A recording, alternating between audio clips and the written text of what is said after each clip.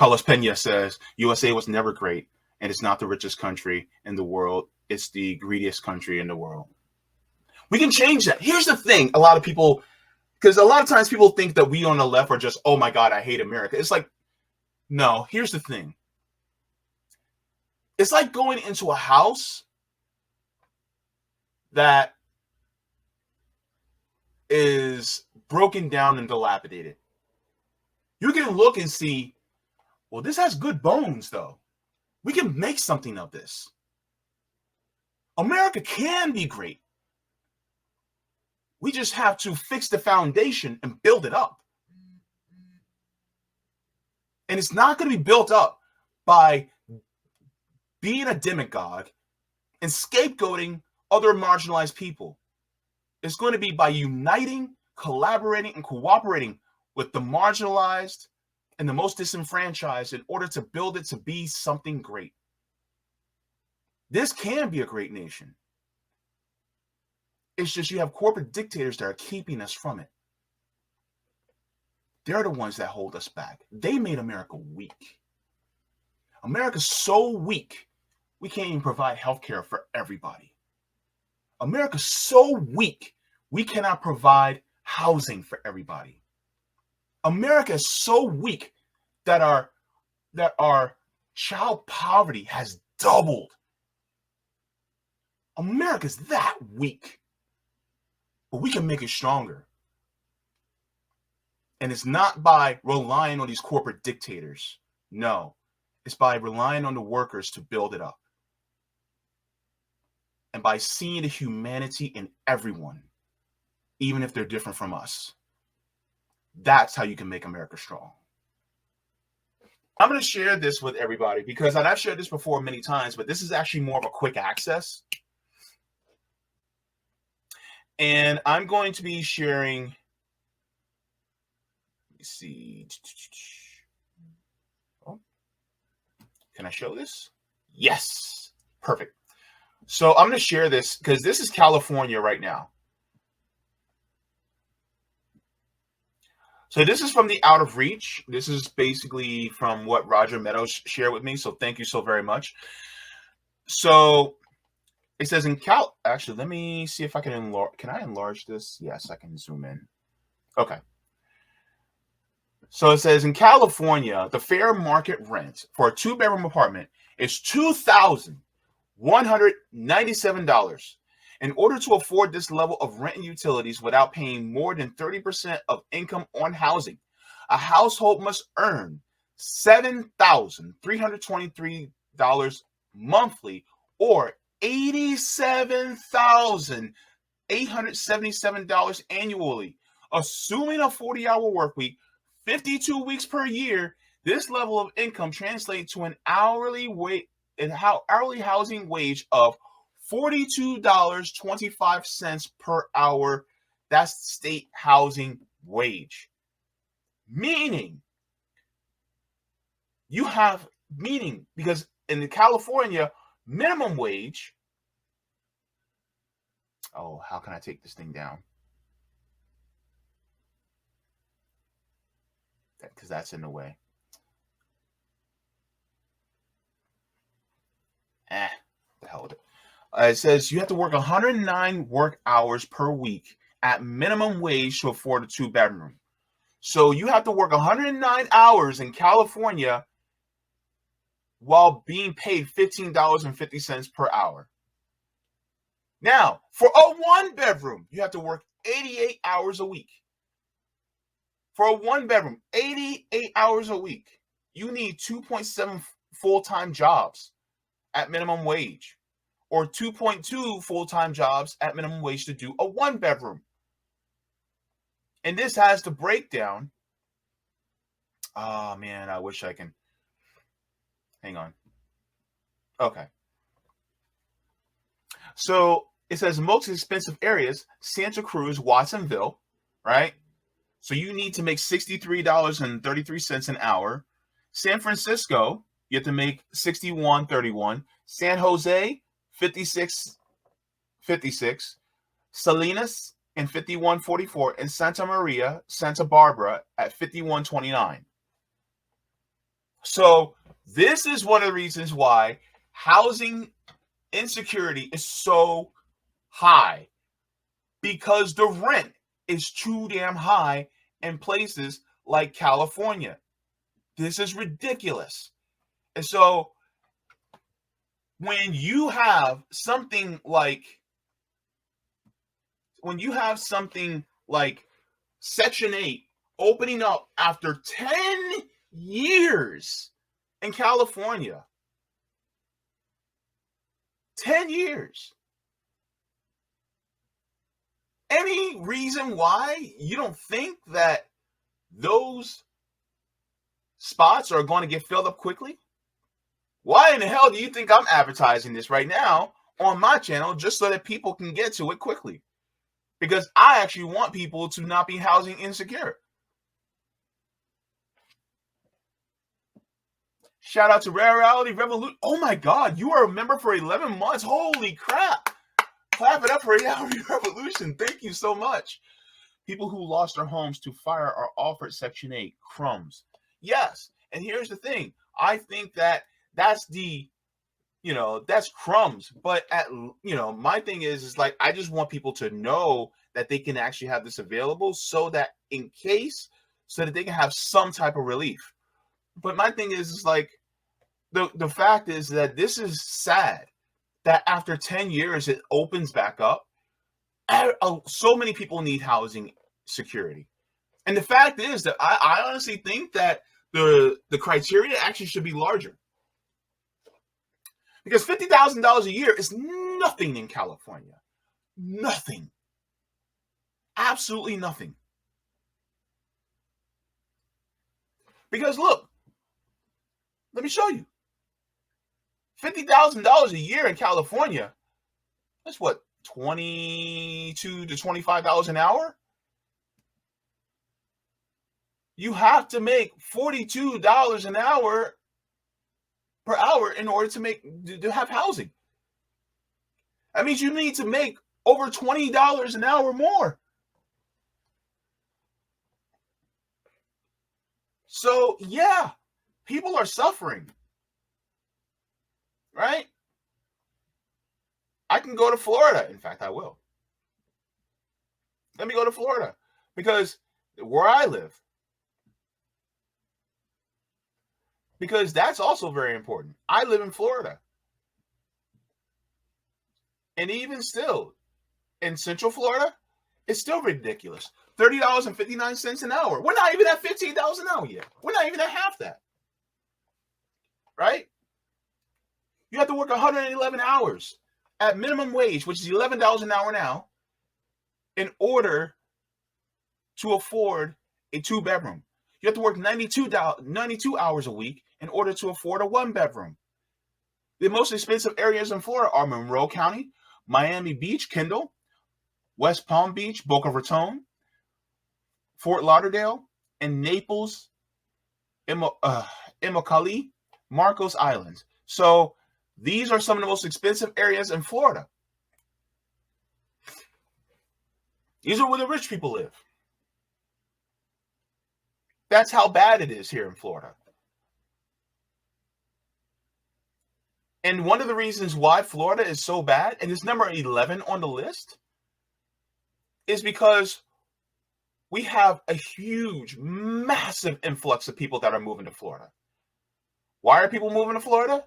Well, we don't have a state income tax. So you got a lot of people, especially a lot of more wealthy, well-to-do people that are moving from up north in places like Massachusetts, Pennsylvania, New Jersey, New York. We have people moving from Michigan, Illinois. They're moving down here because no state income taxes, and technically it's cheaper. But if you think about it in ratio, the income inequality is technically worse here than it is in those other places. So yes, you may be able to rent, instead of paying $2,000 for a 1-bedroom there, you can pay $2,000 for a 2 or 3-bedroom here. Yes, but your wages are going to go down as soon as you move down here too. unless you can work remotely without ever having to come to the office, and you can still make what you made up there and come down here. That's the only thing that you can do. And we are getting gentrified out the ass here. Just to let you guys know, I live in an area called Millennia. Doesn't sound as nice as you think. And in Millennia, they built a mall a few years back. It's called the Millennium Mall, the mall at Millennia. And this area is nice. Big, huge mall. They got Bloomingdale's and Tiffany's and Jimmy Choo and Versace, right? There's a Mercedes-Benz right across the street from the mall. You have an Aston Martin.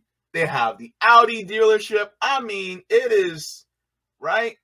There's a Bentley dealership not too far from me. All that, right? You got Bentleys, $200,000 or $200,000 is probably the cheapest asking price, MSRP for a Bentley out there, right? You have Aston Martin. You have all these dealerships. Not too far from me, right? But guess what? In my area, it is lower. It's lower middle class to poor. Lower middle class to poor. That's this area. And a lot of the people that work in this area, we work in Millennia. And some of us work in places like International Drive. International Drive is basically where all the tourists in Orlando go. So you have, it used to be the Peabody Hotel. It's no longer the Peabody Hotel. I don't know what the hell it's called anymore. But you have hotels like that. You have, not too far from there, you have the Ritz-Carlton, JW Marriott. So you have a lot of people that work there. You have the Rosen hotels. They work out in those hotels out there. It's also where you have Universal Orlando. You have SeaWorld. Go further out, you go to Lake Buena Vista, and you have Disney World, right? You have the Marriott International. You have all these big, huge hotels out there. You have the Orange County Convention Center that hosts conventions every single year here. This is an entertainment capital. And so a lot of poor people live in my area. The people who work at the bottom are living in those areas. And we literally are getting gentrified out of our own neighborhoods here.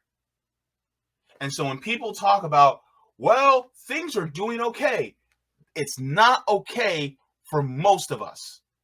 When you got people like Paul Krugman going on CNN talking to Christian Amanpour saying, well, things are actually okay.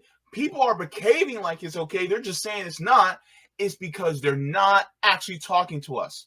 And go back to the live stream that when I was talking about, actually, I think the clip premieres tomorrow, where I was speaking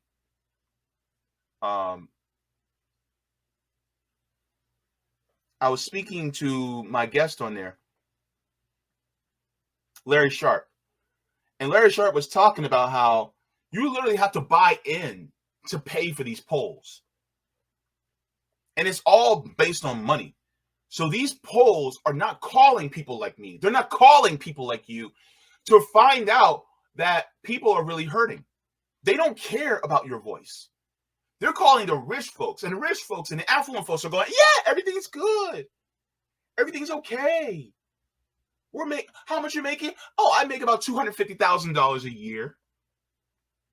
My house is worth $5.3 million. And they're fine. They're okay. And they're the ones who are actually speaking for us on the polls. When in reality, our voice isn't being heard. And we're literally speaking. Go to TikTok. And tell you, people are going on their phones and giving testimonials of how rough they're having it. They are in pain out there. And then you got idiots like Tim Gurner saying, we need to have more pain in the economy because they're arrogant and they're asking for more. Well, of course we're asking for more because we're hurting. If somebody's in pain and they're giving you the morphine to dull that pain, they're going to be like, nah, push it in, because we're sick and tired of hurting. Now, I'm going to share something because this is important too.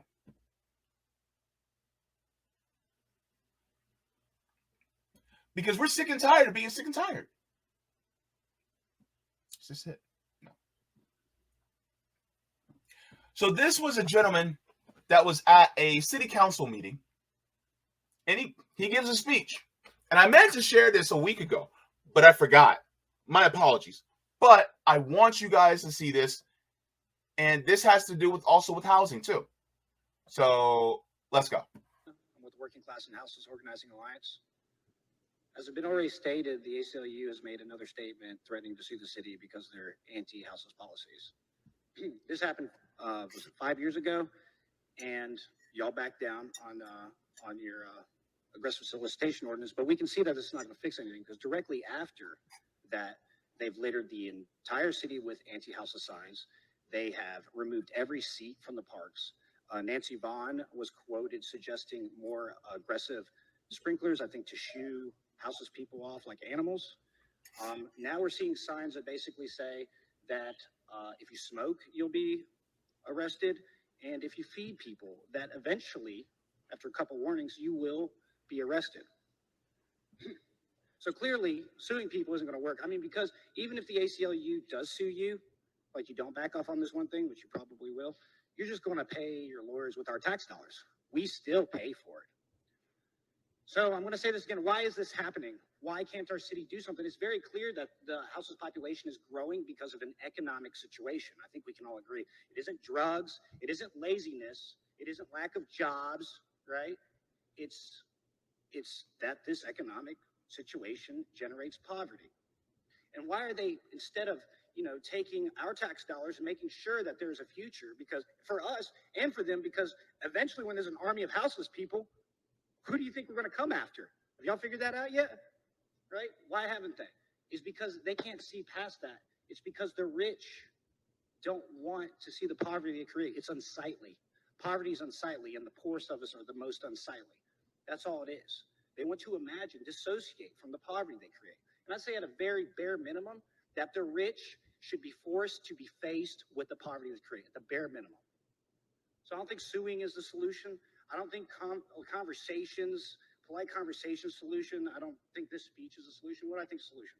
Well, I'm going to explain this. I'm going to do it with a metaphor, right? Because I don't want to get arrested directly after this. If I'm being attacked by somebody with a big stick, right? And I tell them, don't hit me, and they hit me. What do I do then?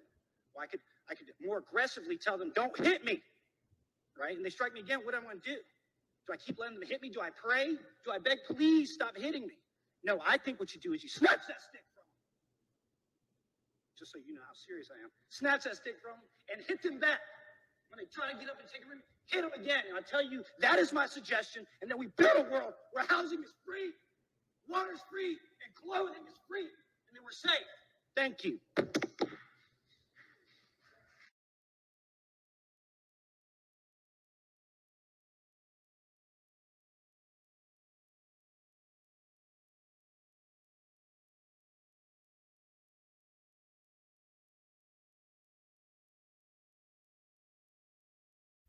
That's how I feel.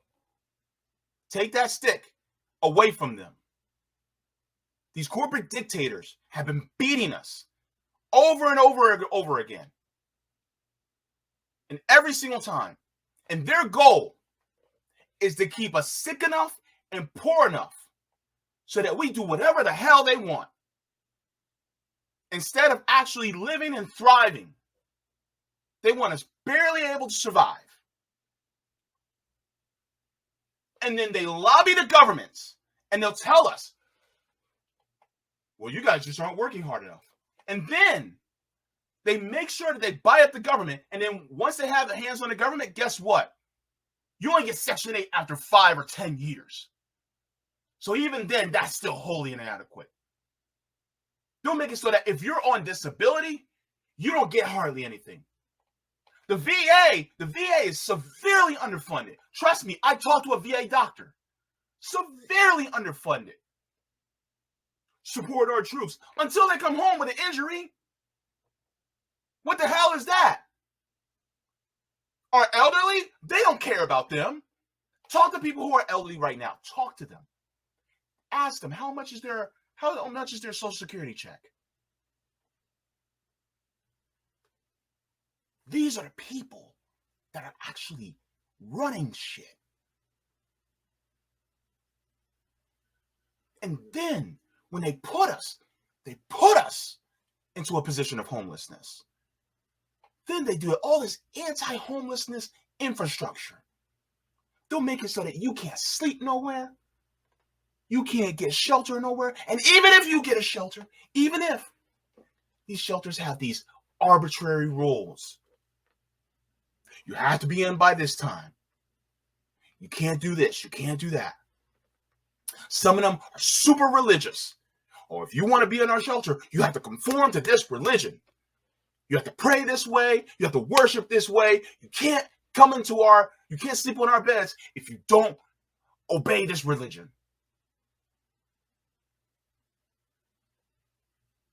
And so instead of actually helping people, instead of actually making sure that people, especially the most vulnerable among us, are okay, it's do all this and then work for us or die.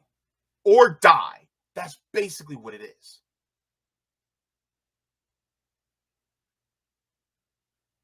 It is sick.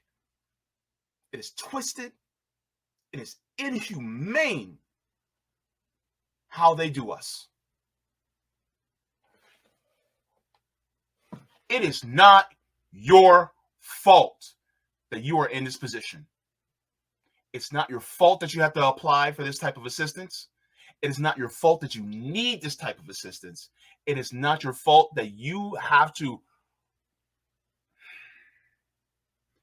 It is not your fault that you have to apply for food stamps. It's not your fault.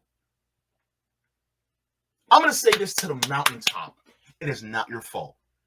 It is not your fault that you are in student debt. It's not. It's not your fault that some of y'all in the hood got to stand on the street corner and sell drugs. It's not your fault. I'm going to be real. People are like, oh, well, they made that choice. Who pushed them into that choice? Who pushed them? Who put them there? It's not their fault. It's under duress. That's what it is. People are under duress. They're being coerced. They're being pressured. They're at their wits' end. It's not even their fault that they have to go into a store and steal just to survive. And I don't care if they stole a pair of Christian Louboutins. I don't care. I don't care. Because they're the ones that are taking it to the pawn shop to get some money off of it so that they can survive. I don't care. It does not make any sense that anyone in this country should be struggling like this to survive. It's like I said, if you are in a mansion, most of us are in the basement, hot, sweaty, without barely any food. So what good is living in a mansion if you're cramped up in the basement?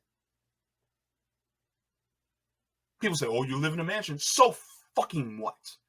We still live in the basement.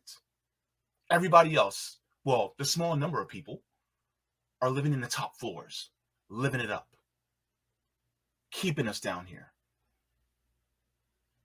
Is that any dignity in our existence? Absolutely not. Revolution is coming, and they are making it very easy for people to be on the side of revolution. What did JFK say? He said, those who make peaceful revolution impossible make violent revolution inevitable.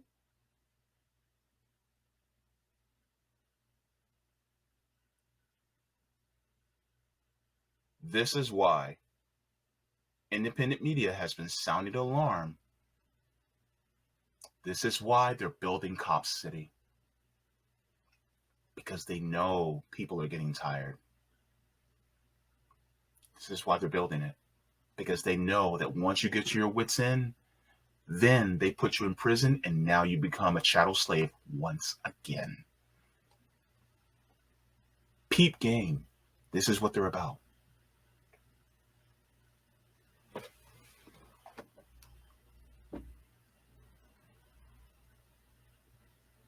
I have another clip that I'm going to share with you because it's getting worser and worser and worser. And then I have an article to share with you as well to back this up. More upper middle class people are now starting to suffer. That's right. You heard me. Upper middle class people are now starting to feel it too. Let's go. I love this lady. She's based. Watch this video and I'll be right back. But I'm finding myself in a position now where we're making more money than we've ever made, and we are literally the brokest we've ever been. Brokest we've ever been.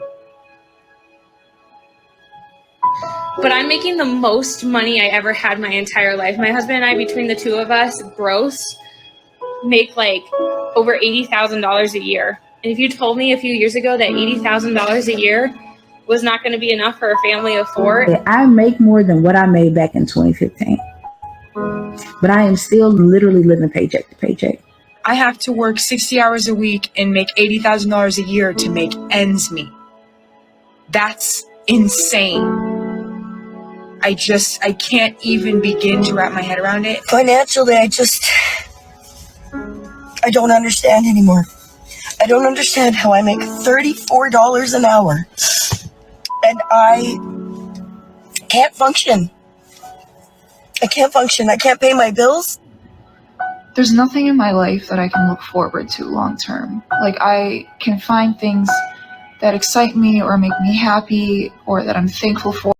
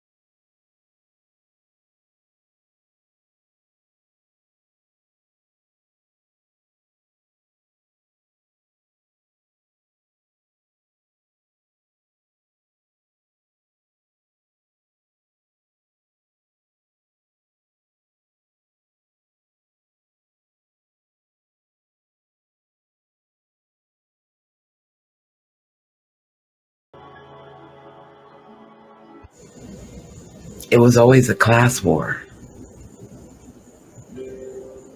Black people have been trying to tell you guys this shit since the 1600s. The elites, they exploited us. And they're still exploiting us. The reason why you make more money but are the brokest is because there's no cap on rent. Every time they raise the minimum wage, they raise the rent. The reason why you can't afford groceries is because they raise the prices on the groceries, even though it costs them the same to make the same product. Companies are getting 200, 300 plus percentage in profits, and no one is stopping them. They price gouge. It has always been a class war. They distracted us with race. It has always been the elites. And now the spirit of greed that fucking consumes them is killing us all. And until we all wake up and start fighting back and demanding for change, demanding these politicians to do something, it's going to get worse. The ants have to finally realize they have more power than the grasshoppers. It has always been a class war.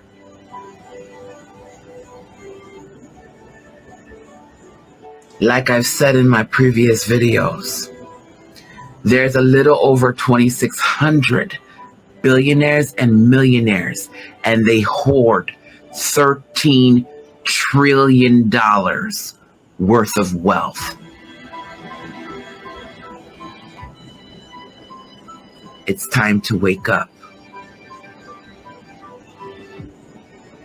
or this will continue.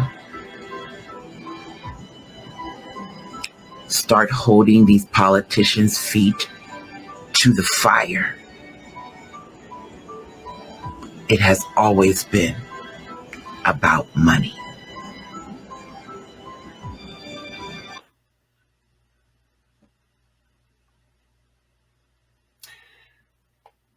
That's what it's about.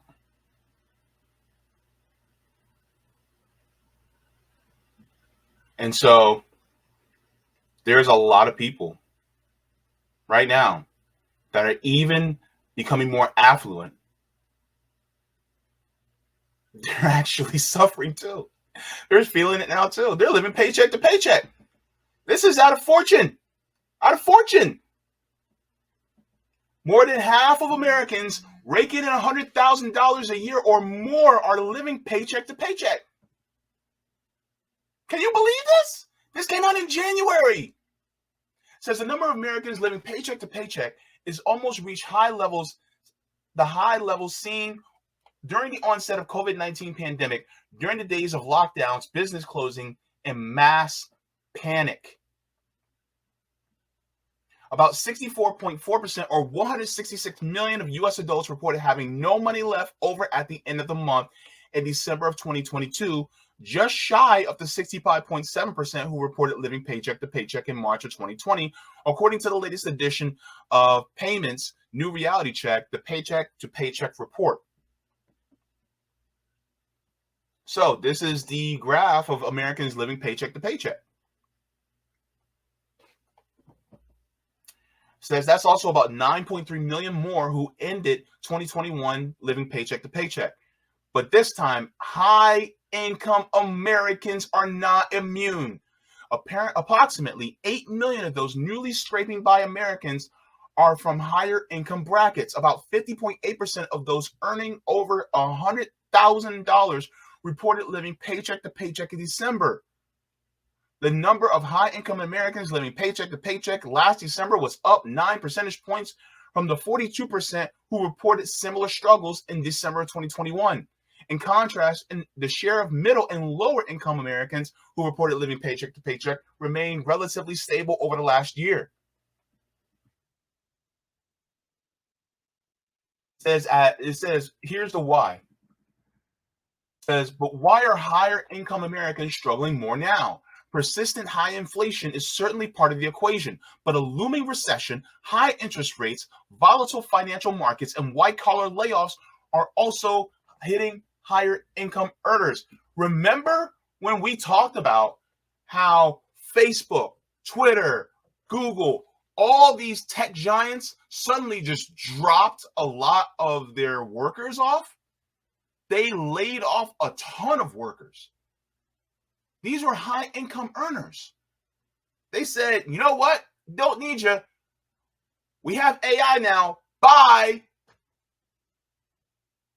Look, this class war isn't just for those of us who are lower class, lower middle class. No, the higher wage earners, the laborers who earn a higher amounts of money, they're also being shafted in this too. This is why even the PMCs are now going to have to wake up and realize, oh snap, me as a engineer, I'm going to have to team up with that person that's a custodian, or a person that's a worker at Burger King, or a Starbucks worker. I'm going to have to team up with these people because they're coming after all of us. And even some people, and some of y'all are going to get mad at me, but some of y'all are going to have to realize that your problem doesn't start with the trans woman that works the makeup counter at Macy's. The trans woman that works the makeup counter at Macy's is your fellow soldier in this class war. So you thinking somehow that they're dangerous to children is really just a ploy by the rich and wealthy to keep you divided against them. You thinking that that person wearing a hijab that's working at the register is your enemy is one way that these people at the top are keeping us divided. You thinking that black people are 13% of the population but cause 50% of the crime. You're doing the work of the billionaires. You're doing the work of the corporate dictators. You people thinking, oh my God, these people are groomers. That's their narrative. That's the narrative of the people who are at the top. You're being used by them. You become their lapdog. And they ain't even giving you nothing for it. So stop with the whole demonizing people who have no power. Stop demonizing them. Because guess what? You're doing the work of the billionaires. You're sitting there thinking that, oh, well, trans people, it's a trans industry. It's a conspiracy to mutilate people. No. They've existed for thousands of years. You keeping that mindset is actually doing the work of the billionaires. You're doing the work of the corporate dictators. This is why you got to let that shit go. It's not your fellow people who are down here that you're enemy. And some of y'all actually will not say this to me, to my face, but you actually thinking this deep in your mind and your heart. You got to let that go because we are not your enemy. I, as a gay man, I'm not your enemy. The disabled people are not your enemy. The neurodivergent people are not your enemy. Some of you men who demonize women, and some of y'all may not say it out loud, but you do in your minds and hearts, women are not your enemy. Get out of that mindset.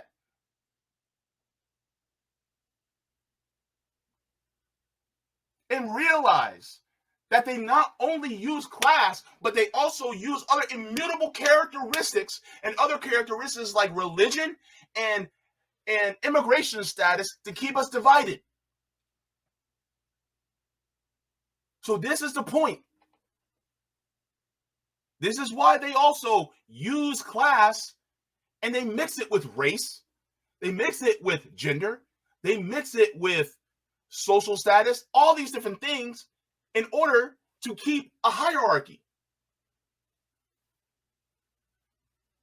We have to throw these discriminatory mindsets away in order to unite.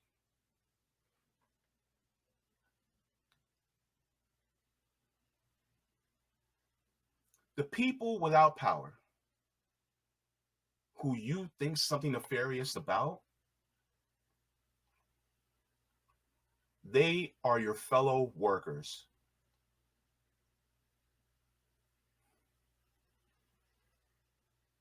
And just because you're white and not part of these disenfranchised groups, you think they look at you any better?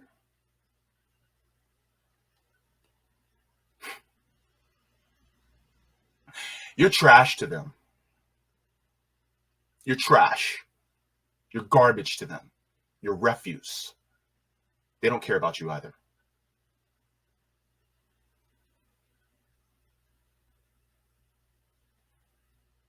You better find out and get together with us. Let these bigoted thoughts go. Let them go. unite with us. Because this is what is happening, including PMCs.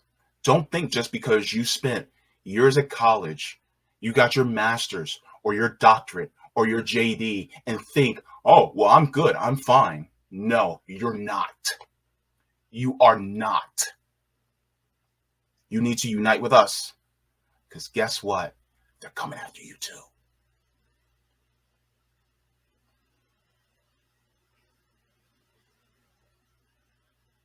This is why it is so important for class consciousness, class solidarity. If you earn a wage and you don't own the means of production, you need to team up with us. If you don't own the business and have the employees, you need to team up with us. Even if you do, you need to realize that you need to team up with us and team up with your coworkers and your employees and start making them more better than they actually are. Guess what? If you're exploiting them, they're coming after you. It's not going to be long. This is why it's so important to pay attention. And I don't care if anybody got a problem with me talking about, anything regarding LGBTQ issues, or if anybody got a problem with me talking about, issues regarding immigration or people of different religious stances or whatever. Because the thing is that these are also workers too. These are also disenfranchised people too. And guess what? We're also brought down by class as well. So that's what's going on. And that's why I had to advertise for Section 8 in California, because it hasn't been put out in 10 years, because you got people suffering day in and day out. And they had literally had to wait. 5-year waiting list, 10-year waiting lists, and no longer accepting applications.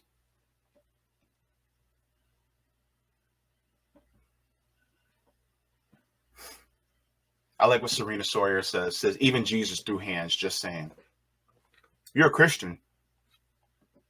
There you go. Going to the chat really quick. Killier Grigor says, I'm holding the corporations to the fire from now on. Thank you. Carlos Pena says, USA was never great, and it's not the richest country in the world. It's the greediest country in the world. We can change that. Here's the thing. A lot of people, because a lot of times people think that we on the left are just, oh my God, I hate America. It's like, no, here's the thing. It's like going into a house that is broken down and dilapidated. You can look and see, well, this has good bones, though. We can make something of this. America can be great. We just have to fix the foundation and build it up. And it's not going to be built up by being a demagogue and scapegoating other marginalized people. It's going to be by uniting, collaborating, and cooperating with the marginalized and the most disenfranchised in order to build it to be something great. This can be a great nation. It's just you have corporate dictators that are keeping us from it. They're the ones that hold us back. They made America weak. America's so weak, we can't even provide health care for everybody. America's so weak, we cannot provide housing for everybody. America is so weak that our child poverty has doubled. America's that weak. But we can make it stronger. And it's not by relying on these corporate dictators. No, it's by relying on the workers to build it up. And by seeing the humanity in everyone, even if they're different from us. That's how you can make America strong. All right, so this is what Roger shared. Is it going to do it? Okay. Let me erase this. The richest country in every state. I'm sorry, the richest county in every state. So it says the richest county in each U.S. state gathered in a recent geo bankings rates study offer wide ranges of wealth, lifestyles, and surroundings. Some of the counties on our list include major cities. Some don't include any cities. Some of the counties have populations over 1 million, others just a few thousand. The counties with the highest median income in our list more than doubles the median income of any county within the lowest. Some counties are surrounded by water, others deserts and mountains. Some counties aren't even counties. We rank parishes in Louisiana. Alaska's median income champion is a designated census area. All right, so 50 is Arizona, Maricopa County. So you said New York, right? Roger. Let me see. Go to Virginia. Wow. Okay. Colorado. Okay, so New York is in Nassau County. Richest County's median household income is $126,576. Richest County's largest cities owned towns by population is Hempstead and Oyster Bay. New York. New Jersey. Let me see. Florida.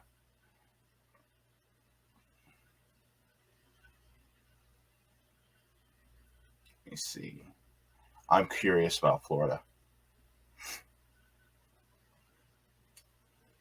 Don't tell me Florida's in the top 5.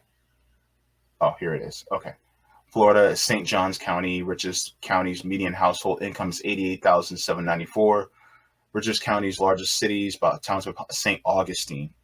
Of course, it's St. Augustine, right?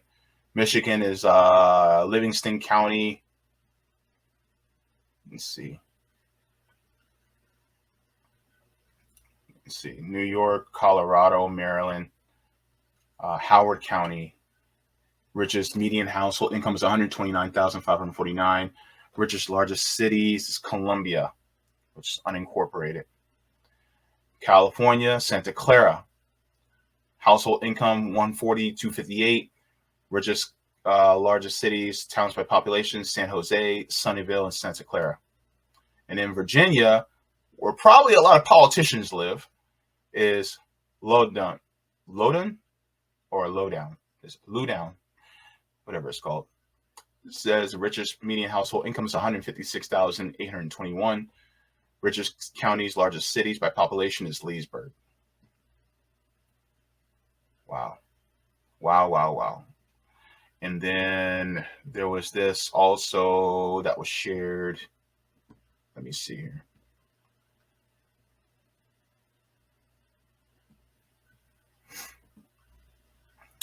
Income inequality by state. So this is from World Population Review. DC. Oh my gosh, DC is 53%.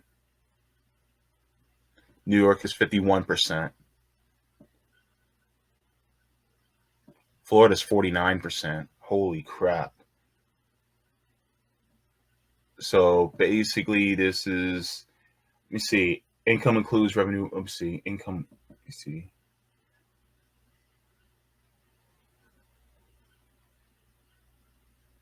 A statistical measure of distribution intended to represent the income or wealth distribution of a nation.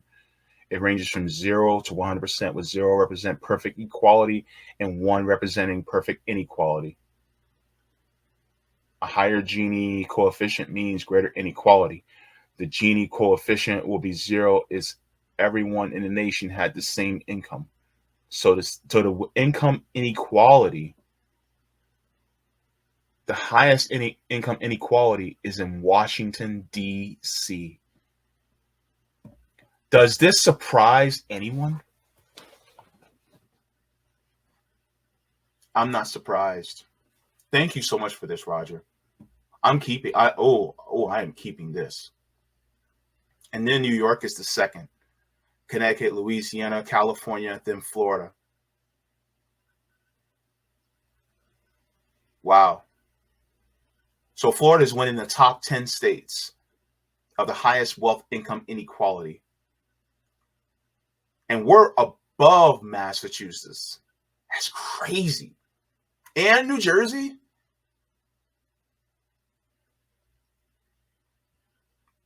Wow.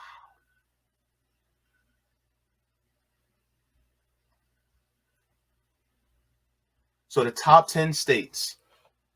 It's crazy how poor West Virginia is, and it is in the top 10 of the highest wealth income inequality in the nation. These are oh my gosh. This is why we're suffering, man. Who has the least is New Hampshire. New Hampshire has the lowest wealth income inequality, and that's at 43%.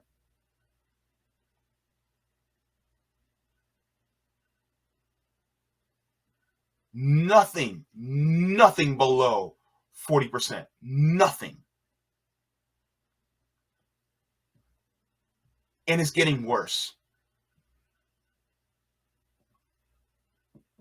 Roger says, scroll down further. Okay. Let me share this really quick.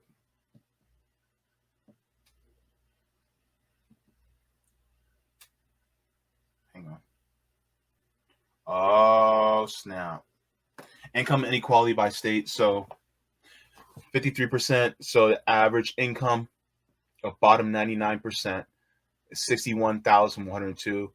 Average income of top 1% is 1.86 million in DC.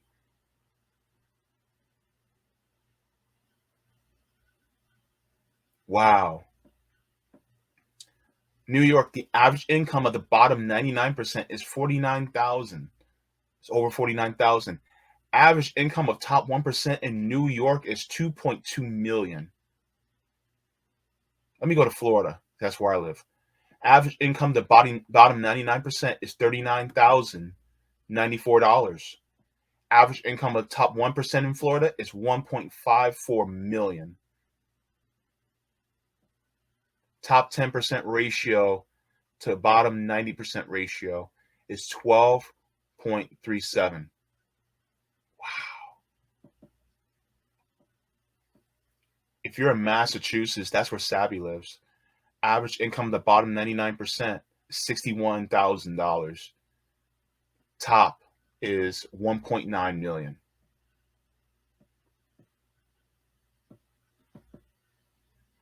Let's go to a state like Kansas, where like Nick lives. 56,000 for average of bottom 99%. For average of top 1% is 1.03 million. So New Hampshire is an average of 62,000. But the top 1% is averaging 1.13 million.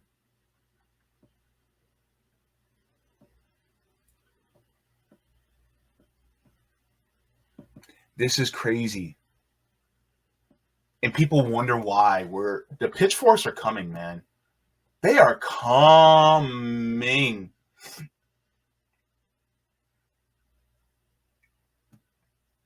So you can scroll down within that. Yeah, thank you so very much, Roger. Yes, Savvy says it is expensive as hell here. Yeah, and it's getting so much worse here in Florida. It's getting ridiculous. Look, I live basically in the hood, and they're trying to charge $2,000 for a 2-bedroom. Me and my mother busted out laughing because they're literally trying to charge $2,000. You know what's funny? And I don't like to reveal a lot about myself, but my rent is actually more than my disability benefits. My rent is literally more than my disability benefits. So this is why I have a GoFundMe. This is why I have Patreon. This is why things like that. This is why. So this is why, people like me are struggling. Savvy says New Hampshire is tricky. A lot of people work in southern New Hampshire, work in Boston. Oh, okay. That's true. You mentioned that on your channel too. Jacqueline says the person making the pitchforks and the guillotines is all set to become the next billionaire. Now we're gonna make our own.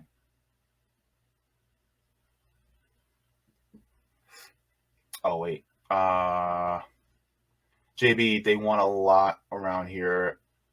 Oh, they want a lot around here priced at 1.5 million. A lot of land. 1.5 million is laughable.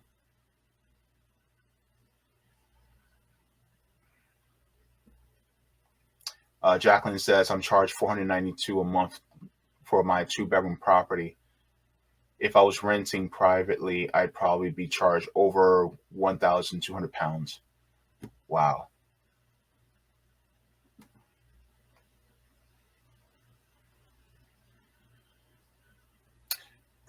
Colin says high poverty areas are going to have higher inequality as wealth necessitates poverty.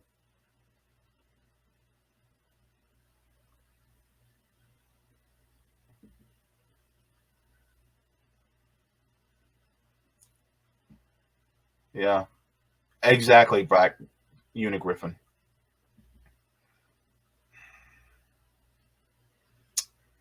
I'm beside myself, man. Because the thing is that a lot of times when people, say all you need to do is pull yourself up by your bootstraps, that to me is just a bunch of bullshit. Because it's like, pull ourselves up by what? You can't pull yourselves up by bootstraps if you ain't got nothing. If you ain't got nothing, then how can you pull yourself up? And the whole bootstrap thing is a farce, because the idea is to pull yourself up off the ground basically by your shoelaces. That is damn near impossible. Damn near impossible. Meanwhile, you got dipshits like Mortimer Buckley. He even sounds like a villain. So I'm going to share with you guys who Mortimer Buckley is.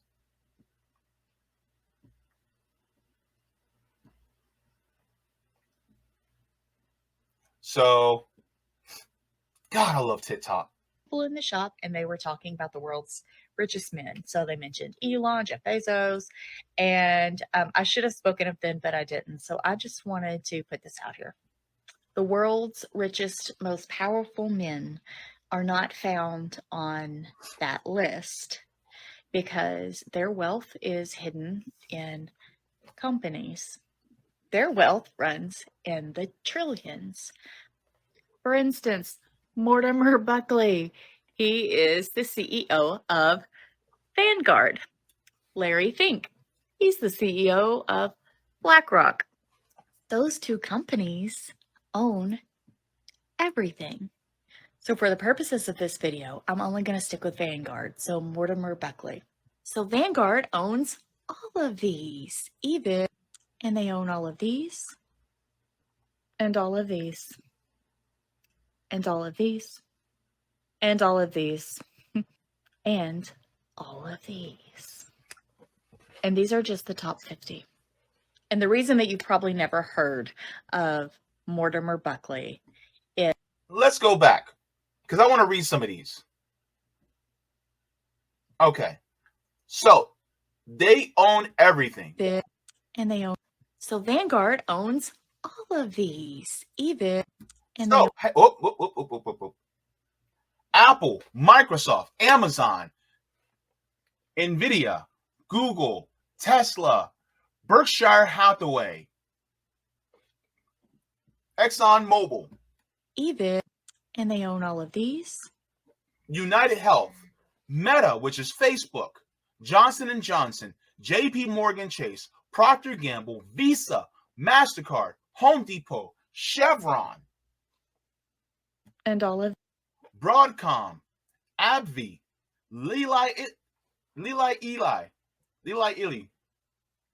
PepsiCo, Coca-Cola, Pfizer, Cisco, Costco, Walmart, these, McDonald's, Thermo Fisher Scientific, Bank of America, Salesforce, I don't know what that is. Texas Instruments, Abbott, Lindell, Prologis, And all of these. And all of Adobe, Nextera, Comcast, Walt Disney, Bristol Myers Squibb, Qualcomm, Danaher, Verizon, Advanced Micro Devices, these. And or AMD, you know, the computer people. Verizon, you said, oh, I already said that.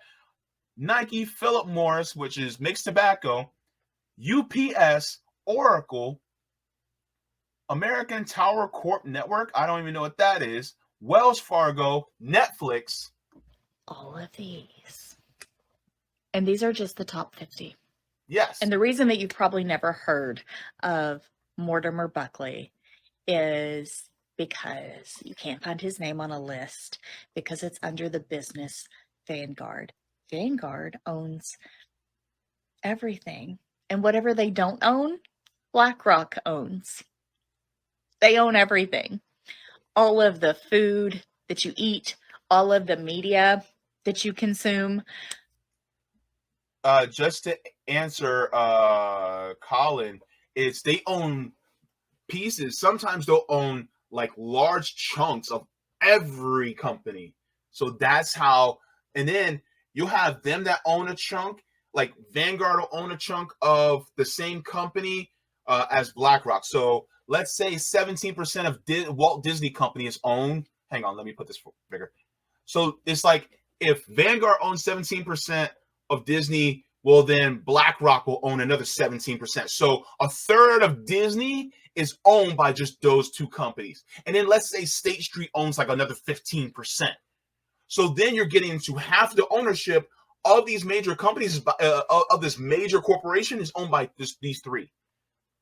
But the thing is that they own these pieces of everything. And so they're basically, yeah. So basically that's how it is, right? So thank you for asking that question, because that also gives a little bit more of a deeper scope, a more nuanced scope. But thank you for asking that question, Colin. But that's how it is. A lot of people don't realize it.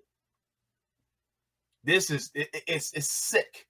It's very sick how much wealth that they hoard. Media that you consume, everything.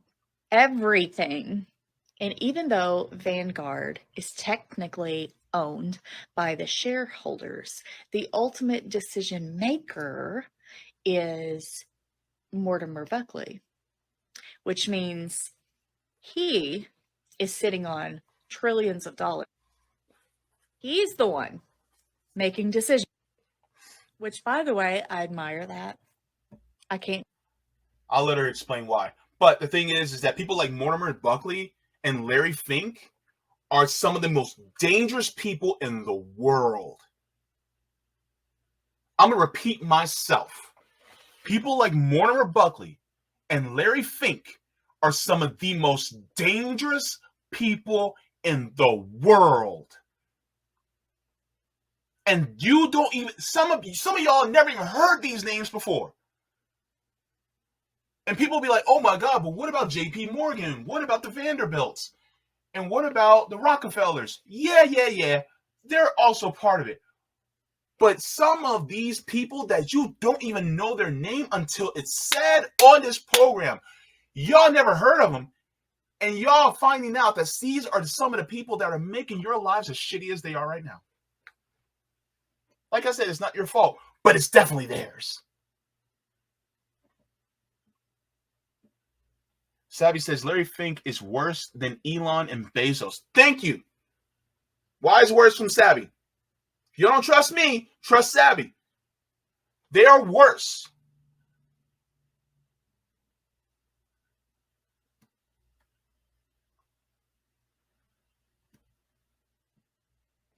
All right, let's continue.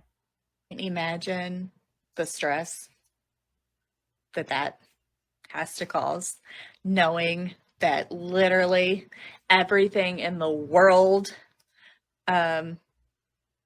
relies on you, relies on the choices that you make, the investments, the good sense about you. Like it's, but number one, it's pretty fucking terrifying that Everything is owned by 2 companies. And number 2, it's equally as terrifying that those 2 names aren't household names. Like we talk about Elon, but Vanguard actually they own the majority of Tesla. And I just think it's weird. That's all. When you're a trillionaire, you can own billionaires. A trillion is 1,000 billion.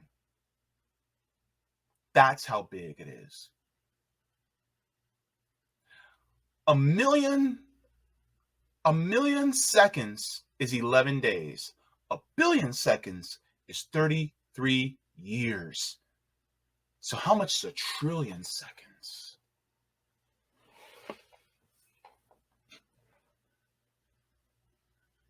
When you think about people like this, you come to realize these are some of the most immoral people I have ever heard of.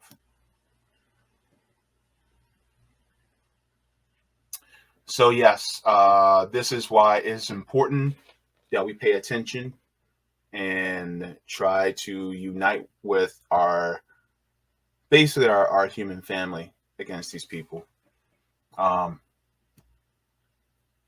And I found this, I want to share this as well. This might help some people because this also helps people with housing. If you want to try to buy a house and if you are, don't have much, I saw this as well, and I'm going to share this too, because I saw this and I was just like, holy crap, this might help a lot of people. So it says, Stitch incoming. I'm going to tell you how to buy a house with the cheapest way possible. So, by the way, just letting you guys know, I am not in any way, shape, or form a realtor. So take all this with a grain of salt. Do your research as well. But if this can also help you so that you don't have to rely on landlords, then I say do it. If you can. But just caution, there could be scammers out there. So do your research. Please do your due diligence. But let me share this. All right. So let's go. Listen to me. Listen to me. I will never be able to afford. I'm going to tell you how to buy a house, and I'm going to tell you how to do it the cheapest way possible, so you have to spend the least amount of your own money. I'm Lindsay. My partner and I are both teachers, and actually, I'm unemployed right now. We do not make a lot of money. We are about to close on our house. Before I dive into my tips, I'm going to let you all know that I hate that housing is not a guaranteed right. It is disgusting. I hate that. I hate landlords. I hate them. I hate that I have to make this video, but I'm going to because I want to help. So this is what we did.